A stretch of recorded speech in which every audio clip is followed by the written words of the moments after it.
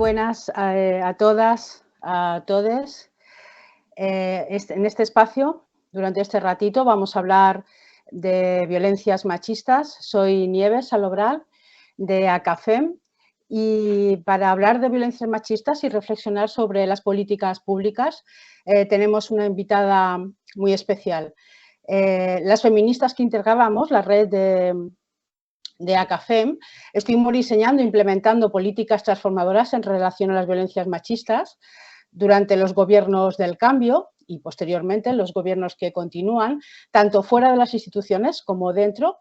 Y de hecho se podría decir que, bueno, pues tuvimos lo que se podría llamar un sello, ¿no? Un sello municipalista de las políticas feministas. Entonces, aportábamos, no solamente ampliábamos el foco de las violencias y poníamos la mirada en otras violencias que hasta entonces solamente estaban centradas en la violencia de pareja o expareja en las relaciones heterosexuales, sino que también aportábamos otros marcos de actuación centrados en la memoria, en la reparación de las víctimas y una metodología de atención que partiera también de la Agencia de las Mujeres. Bueno, pues como decía, para reflexionar en este ratito tenemos una invitada muy especial, Elena Pilcher. Buenas tardes, Elena Pilcher, muchas gracias por hacernos un huequito en tu apretada agenda y que puedas participar en este rato, te lo agradecemos muchísimo.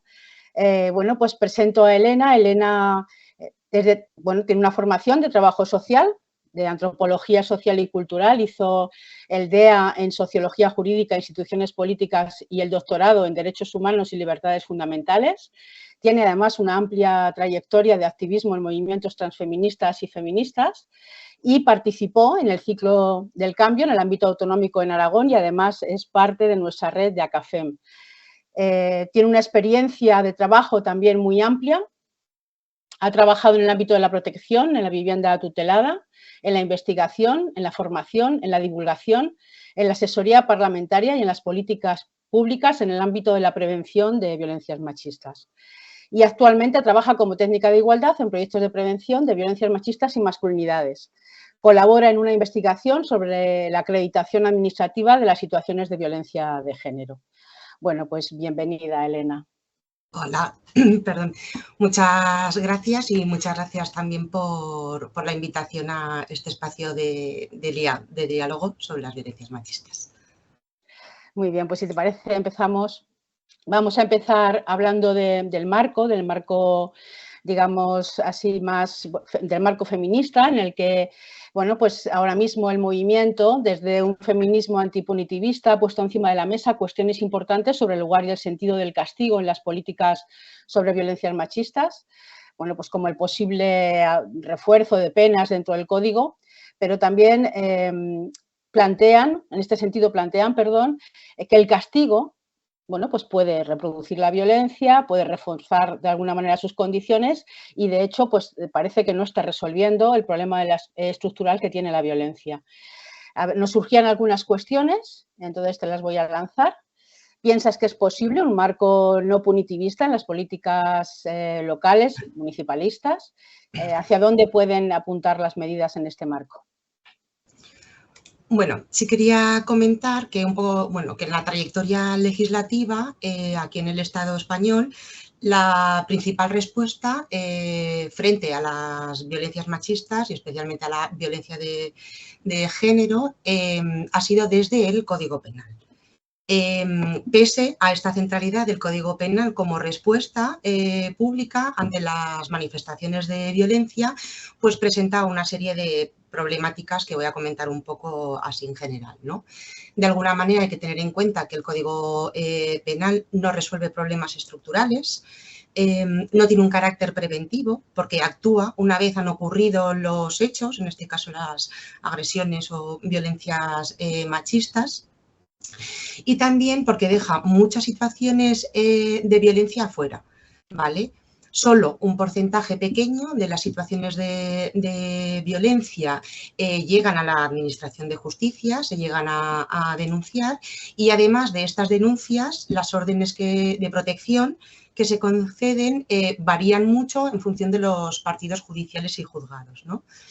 Por ejemplo, de media, en el 2020 fueron denegadas el 30% de órdenes de protección en el conjunto del Estado español, ¿no? Pero hay juzgados, como por ejemplo en Barcelona, que llegaron a denegar el 74% de las órdenes de protección solicitadas, ¿no? Y además también existen otras situaciones, como por ejemplo para el caso de las mujeres que se encuentran en una situación administrativa irregular, en la que están amenazadas de alguna manera o pueden actuar bajo la amenaza de una orden de expulsión por esa situación administrativa irregular, ¿no?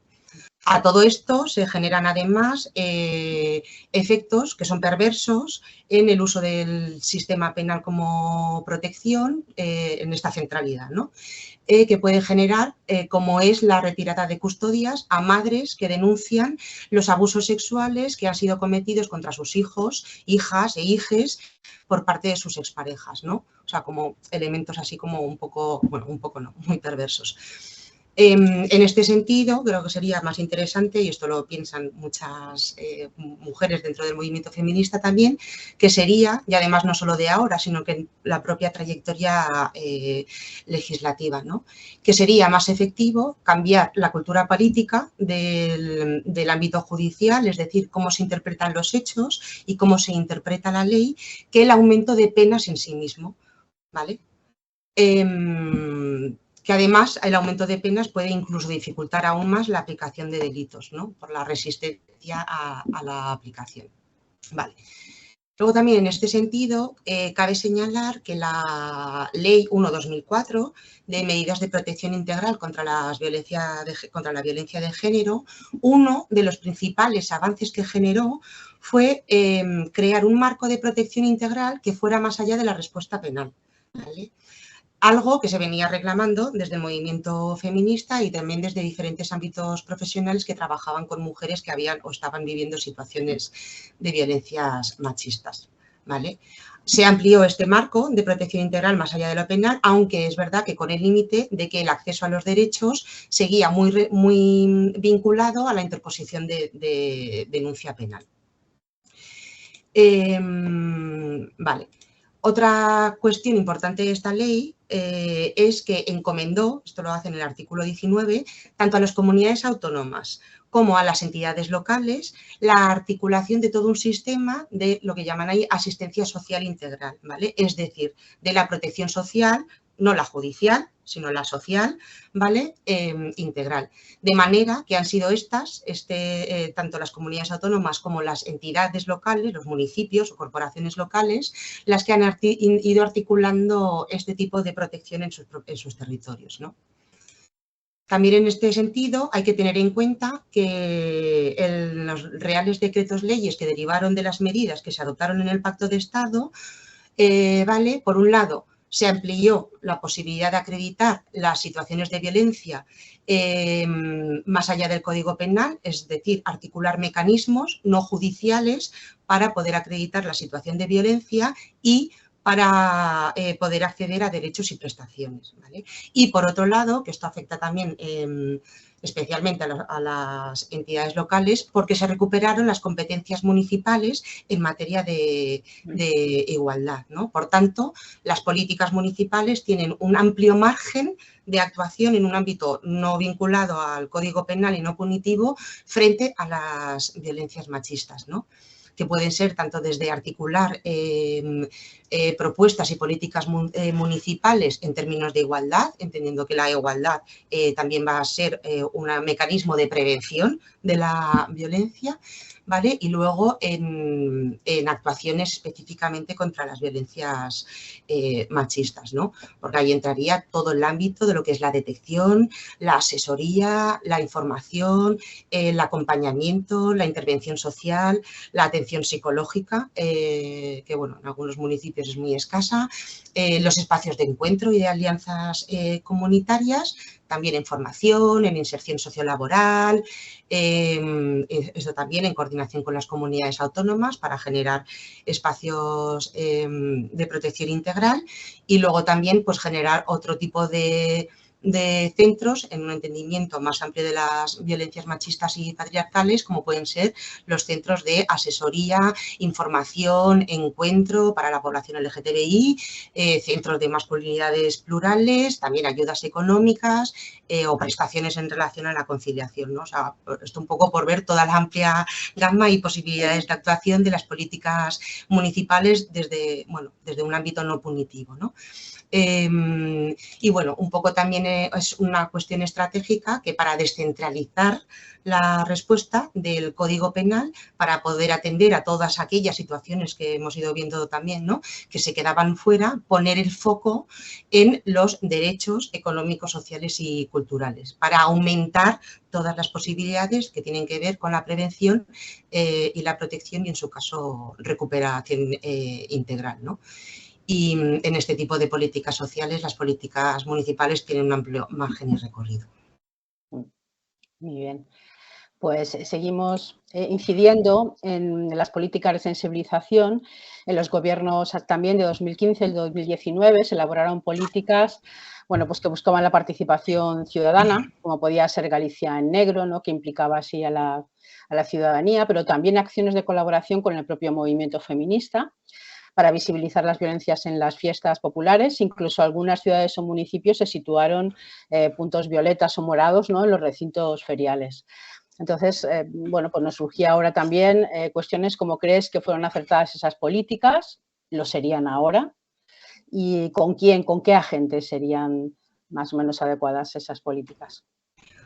Bueno, yo creo que en principio extender lo que son las acciones de sensibilización, incluso de intervención, a más capas y agentes de la ciudadanía es positivo, ¿no? Ya sean espacios de formación, centros educativos, facultades, ya sean entidades o incluso con comercios, y extender también los lugares seguros para poder acudir en caso de verte en una situación de riesgo, ¿no? Entonces, en este sentido, creo que es muy importante reforzar el tejido social, una alianza institución, movimientos sociales y asociaciones de base y de alianzas comunitarias. Pero creo que aquí también hay que tener en cuenta con el quién se hace, porque con el quién se hace también va a depender el cómo, de alguna manera. Y aquí también quería lanzar como una reflexión sobre los puntos violetas. Además, ahora de un tiempo a esta parte se están extendiendo mucho las campañas de este tipo. Además, a diferentes puntos, ¿no? Ya sean hacer puntos violetas para atender a situaciones de riesgo, como en puntos calientes, digamos, como pueden ser los asociados a las fiestas y demás, y otros permanentes, ¿vale?, para otras situaciones. Y también hay de sensibilización y de intervención. Pero es verdad que en algunas ocasiones, esto lo lanzo así también un poco como reflexión, claro, estos puntos violetas, ¿quiénes los están llevando, no? O sea, no, hay veces, tal y como se plantearon de donde se originan, parten del movimiento feminista, ¿no? Pero ahora, pues por ejemplo, lo llevan o determinadas empresas, bueno, que dudosamente mantienen principios feministas, o incluso, bueno, pues asociaciones con su voluntariado, ¿no? De determinadas entidades, bueno, pues muy amplias, ¿no?, y muy extendidas en todo el territorio. Entonces, aquí creo que haría la reflexión de a ver cómo están funcionando, qué principios están llevando y, de hecho, pues que sería más interesante organizarse con el movimiento feminista, las asociaciones de base o incluso de asociaciones de mujeres que han pasado por violencia, que se han autoorganizado para llevar este tipo de puntos violetas a cabo. Muy bien. Y luego, en relación con los servicios de atención, que ya apuntábamos antes alguna cuestión en torno a la mejora y el cambio de metodología, lo que también se buscaba con las políticas era transformar, ¿no?, esa mirada asistencialista que habían ido tomando los servicios hacia modelos más situados en la agencia de las mujeres. E incluso también se implantaron servicios dirigidos a la atención a la violencia sexual, ¿no?, como los centros de crisis. ¿Consideras que este tipo de políticas de atención siguen siendo necesarios? ¿Cómo los ves ahora, cómo están funcionando? ¿En qué líneas incidirías para mantener políticas con perspectiva feministas en los servicios? Feminista en los servicios. Pues A ver, yo creo que sí que siguen siendo necesarios servicios o determinados dispositivos que, por supuesto, atiendan a situaciones de violencia machista, ¿no? Pero también creo que es importante esto que señalas, precisamente de seguir una metodología, unos principios feministas en detrimento de una mirada asistencial, ¿no? Entonces, bueno, pues voy a comentar algunos de los principios que creo que tendrían que tener este tipo de servicios de atención, ¿no? De alguna manera, como tú señalabas también, la importancia de los sujetos con la agencia. Es importante considerar que las personas que pasan por situaciones de violencia no se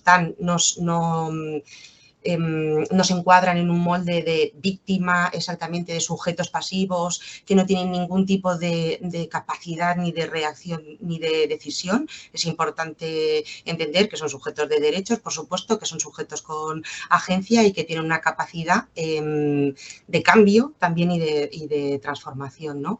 También es importante que se sigan líneas de empoderamiento, que se mantenga un enfoque también transformador, de alguna manera, claro, porque pues estamos luchando contra el patriarcado y precisamente queremos transformar la sociedad, ¿no? Que sigan unas líneas también emancipatorias, que generen alianzas con la comunidad, que sean espacios de encuentro donde las mujeres también puedan generar otras relaciones. Mucho la idea de no infantilizar a las mujeres, que esto es una cuestión que también atraviesa a veces la cuestión de la protección social y una visión asistencialista. También no juzgarla como buenas y malas. Ocurre mucho también, cuando yo he trabajado también en la vivienda tutelada y demás, me daba la sensación de que muchas veces lo que se estaba era juzgando a las mujeres si eran malas o madres, o sea, sobre todo, ¿no? O buenas madres. También eliminar, esto es también muy de discursos muy negativos en relación a la justicia y a la protección social, es eliminar esa sospecha de que están ahí para aprovecharse de algo. Y luego también como una línea de no reforzar esas ideas clásicas en torno al género, ya sea la feminidad o la masculinidad, ¿no? En este sentido también, pues claro, cabe ser crítica también, por ejemplo, para el caso de las trabajadoras sexuales o de las prostitutas, que se suele pensar en salidas laborales que suponen, para que dejen de ejercer la prostitución, que supone la reproducción de roles absolutamente feminizados y precarizados, ¿no? Como son las alternativas laborales de limpieza, de cuidados, de costuras en un momento dado, ¿no? Y que precisamente son esos trabajos de donde ellas dicen que vienen huyendo, ¿no? Muy bien. Pues la verdad es que hemos ido así haciendo un recorrido muy nutrido y muy interesante, y llegamos ya al momento de apuntar los retos y debates. Entonces, Elena, ¿qué retos y qué debates crees que tenemos pendientes desde la política pública y en este caso local y municipalista en torno a las violencias machistas? Pues muchos, pero bueno, voy a mencionar algunos porque además esto es un tema muy desbordante, ¿no? Pero voy a intentar señalar algunos. Bueno, yo creo que uno de los retos es un poco también de las cuestiones que has ido también planteando, cómo generar alternativas feministas, no solo al enfoque punitivista, sino también al enfoque securitario. Quiero decir que a pesar del principio de última ratio, de intervención mínima del derecho penal a la hora de pensar políticas públicas, suele ser la primera opción o primera respuesta que se nos ocurre ante cualquier problema social en general y específicamente ante cualquier manifestación de violencias machistas, ¿no? Hay una cultura política y jurídica muy extendida en este sentido, ¿no? Y luego, por otro lado, en esta misma línea, también un poco de enfoque securitario, ¿no? En el que a veces también se prioriza, en ocasiones, ¿no?, la función de la policía para determinadas funciones, ¿no? Y en este caso también aquí lo haría, bueno, a veces la policía municipal, a veces la nacional, pero me quería referir sobre todo a las cuestiones de prevención, de charlas de institutos. Muchísimas veces a quien se acude es a la policía para que haga este tipo de charlas. Entonces la policía, como parte de su naturaleza, de su cuerpo como fuerza de seguridad, el enfoque va a ser securitario y no en términos de transformación y de crítica patriarcal, como sería desde una perspectiva feminista, ¿no? Y luego también otro papel que se le está asignando mucho a la policía es, por ejemplo, para los talleres de autodefensa personal, ¿no? Que aquí yo también lanzaría una reflexión de, bueno, pues de hacer una apuesta mayor por la autodefensa feminista frente a las violencias machistas y que estos talleres se encarguen, bueno, mujeres o personas que estén vinculadas de alguna manera al movimiento feminista, porque la orientación de esa autodefensa va a ser diferente, ¿no? En estos talleres no solo es una cuestión física, sino que se trabaja también mucho la reacción ante las secuelas, las posibilidades de recuperación y demás, ¿no? Y eso desde un enfoque securitario y policial no se va a conseguir, no se va a plantear, ¿no?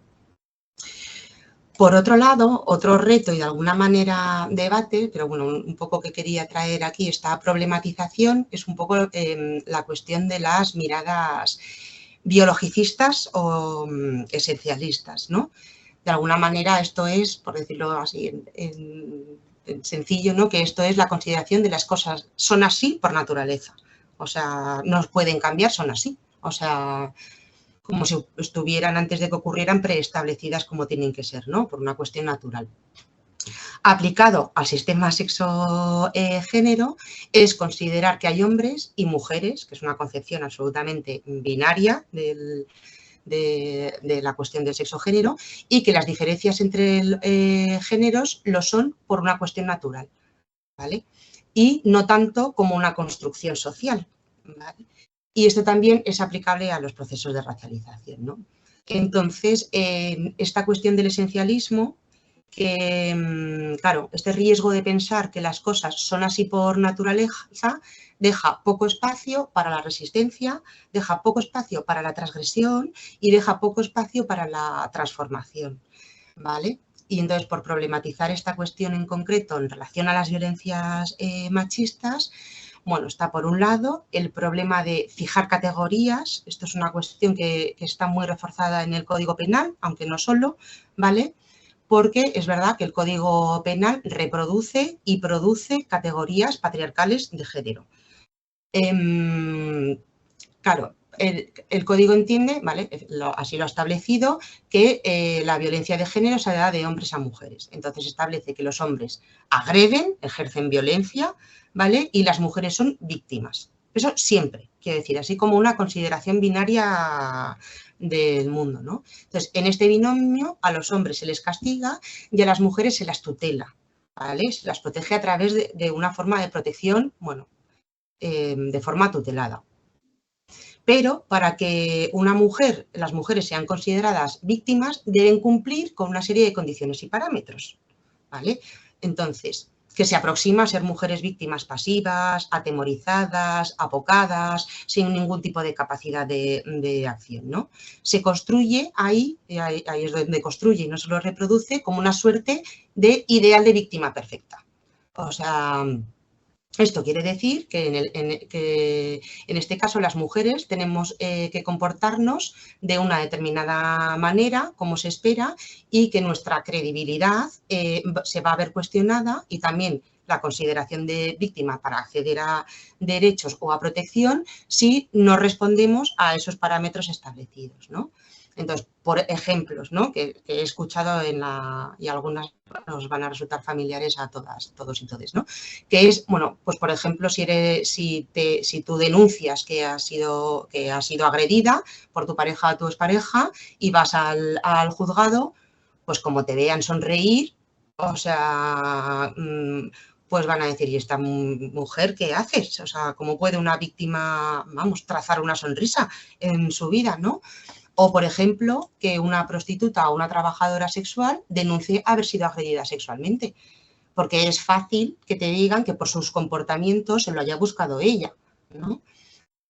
O también en la conocida violación grupal a la chica en San Fermines hace unos años por la denominada la manada, que su estrategia jurídica de defensa de la manada en un momento dado fue precisamente deslegitimar a la chica por no llevar la vida que se espera de una víctima, por salir por ahí con sus amigos y amigas.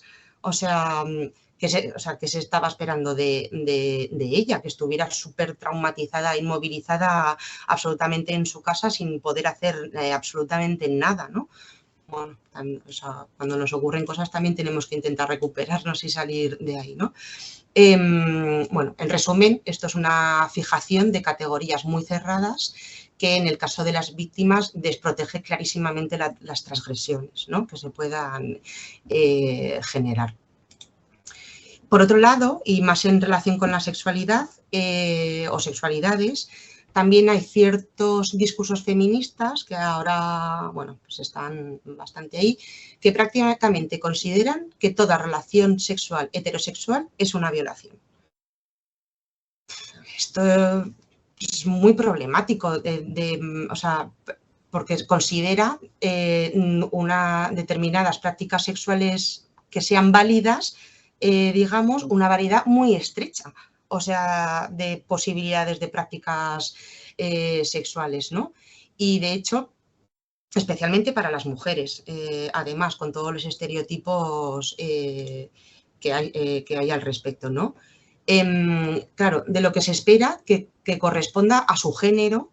Entonces, si no se corresponde con esto, son juzgadas, son avergonzadas, si no tienen unas prácticas sexuales normativas, podríamos decir, e incluso culpabilizadas, ¿no? Entonces, se sigue penalizando la transgresión, en este caso, respecto a diversas prácticas sexuales, ¿no?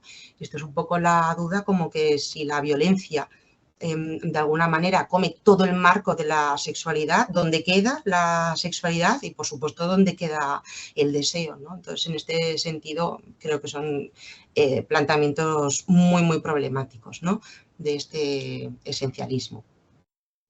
Luego, otro reto sería, de alguna manera, como, voy a hacerlo así como muy general y luego tiene unas subpartes, ¿no?, cómo ampliar la mirada sobre las violencias machistas o patriarcales en diferentes direcciones, ¿no? Por una manera, considerar de igual manera las diferentes manifestaciones de machistas, o sea, de violencias machistas, es decir, evitar que haya violencias de primera y de segunda. Pues, por ejemplo, están mucho más representadas y atendida la violencia de género en el ámbito de la pareja y expareja, pero ¿qué pasa con otro tipo de manifestaciones de violencias machistas, ¿no? Hay algunas que tienen menos visibilidad y después menos respuesta, ¿no? Un caso creo que es famoso, o sea, también es la cuestión, por ejemplo, que recibió menos atención, el caso de las trabajadoras migrantes que recogían la fresa en Huelva, ¿no?, que ellas bueno, pues sufrieron agresiones y violencias de varios tipos, que iba desde la trata laboral hasta la trata y explotación sexual, ¿no?, que hay interseccionaron varios tipos de violencia. Y esto tuvo, es verdad, mucha menos visibilización y este tipo de agresiones tienen menos respuesta. Luego, otro tipo de ampliación sería la de no solo considerar el género, es decir, las violencias que se generan de hombres a mujeres, sino la cuestión también de todas las violencias basadas en el propio sistema sexo-género binario, ¿no? Es decir, las violencias basadas en identidades de género, pero también expresión de género y orientación sexual. De hecho, la propia imposición del sistema sexo-género binario también es violenta en sí misma, ¿no? Aquí también cabría señalar, por ejemplo, cómo han aumentado en el último informe a nivel estatal, cómo han aumentado todos los delitos de odios relacionados, bueno, con lo que llamaríamos la LGTBI-fobia, ¿no? Luego, otra de las cuestiones de ampliar la mirada sería considerar que hay violencias sistémicas, que no son agresiones interpersonales. Y en este sentido, también saber que a nivel sistémico o estructural, el patriarcado nunca actúa solo. sino que en alianza con el racismo y con el capitalismo, ¿no? Entonces, como contemplar esta dimensión sistémica de la violencia, que no siempre son agresiones interpersonales exactamente. Puede que sí, pero hay un ámbito más amplio, ¿no? Luego, otra cuestión sería el abordaje e intervención sobre la masculinidad hegemónica y las masculinidades, ¿no? Desde un enfoque también transformador, en la medida que es una construcción social y que hay posibilidades de transformar, ¿no?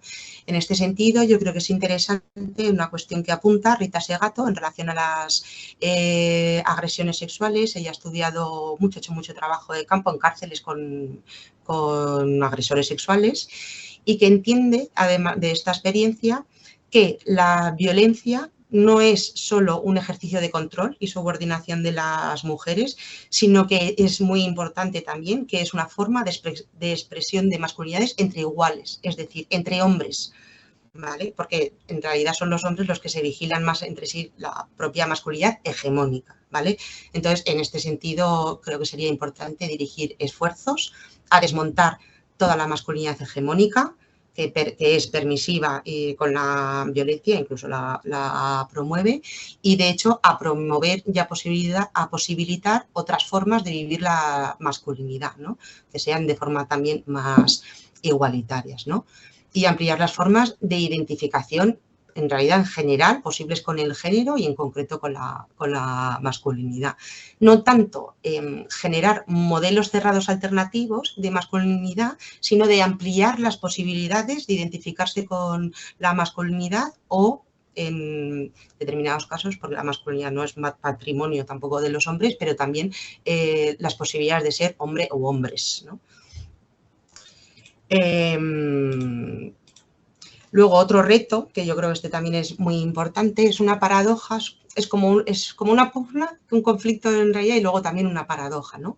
Que en los últimos años se han ampliado mucho los derechos formales en papel, ¿vale?, frente a las violencias de género. Especialmente la violencia de género en la relación afectiva de pareja o expareja, ¿no? Pero también hacia menores, el interés superior del menor, el derecho a ser oídos y escuchados, la extensión de esta violencia también a menores que pueden ser expuestos a esta violencia o sufrirla de forma directa. Entonces, como que el campo de los derechos se ha ido aumentando, pero la eficacia de la protección y en el ámbito jurídico no, sino que se siguen generando a nivel social y a nivel también jurídico, mecanismos para invisibilizar las violencias, ¿no?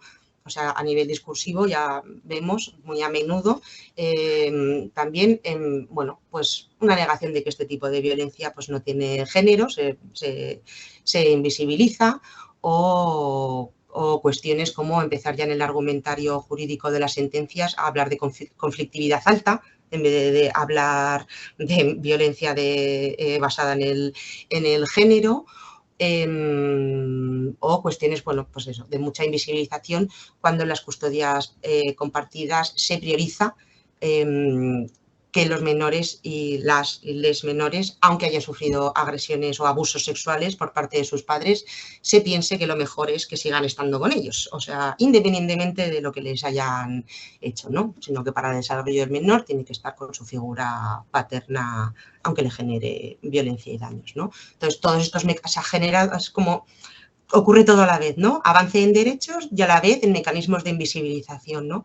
Entonces, es un reto superar que los derechos, que los derechos que se están reconociendo sean efectivos. Vale. Y un último reto o cuestión pendiente que, vamos, que creo que es fundamental es pensar que la cuestión de las políticas sociales que tienen más una dimensión económica, que tienen que ver más con el acceso a una vivienda, o sea, de generar alternativas habitacionales y de apoyos económicos a las mujeres que han pasado por situaciones de violencia, ¿vale? Es que además es una cuestión que es absolutamente fundamental en términos preventivos, de protección y de recuperación, ¿no? Son condiciones básicas, materiales de la vida que pueden prevenir pueden prevenir en un sentido de facilitar una ruptura de una relación de violencia machista y que puede de alguna manera proteger. Además, esta dimensión económica de la desigualdad de género es una de las dimensiones como menos desplegadas en toda la cuestión del sistema de protección integral. Y en este sentido, tanto la vivienda como la garantía de ingresos son fundamentales y, como señaló, en términos preventivos, pero también en términos de protección y, por supuesto, para procesos de recuperación integral, ¿no? Que uno de los límites también que tiene el Código Penal es que actúa una vez sucedidos los hechos y de forma muy inmediata, pero a veces los procesos de recuperación de una situación pueden ser prolongados en el tiempo y estas cuestiones materiales son fundamentales. Bueno, pues muchísimas gracias, Elena. La verdad es que ha sido una entrevista, bueno, bastante pedagógica, explicando así cada concepto y muy clara. Y espero que os haya llegado a todas, a todos, como nos ha llegado a nosotras también, a CAFEM. Y bueno, pues ha sido la verdad un placer poder estar conversando contigo esta tarde. Nos has abierto así muchas puertas a las políticas. Muchas gracias. Muchísimas El placer es gracias mutuo. a ti. Muchas gracias. Chao.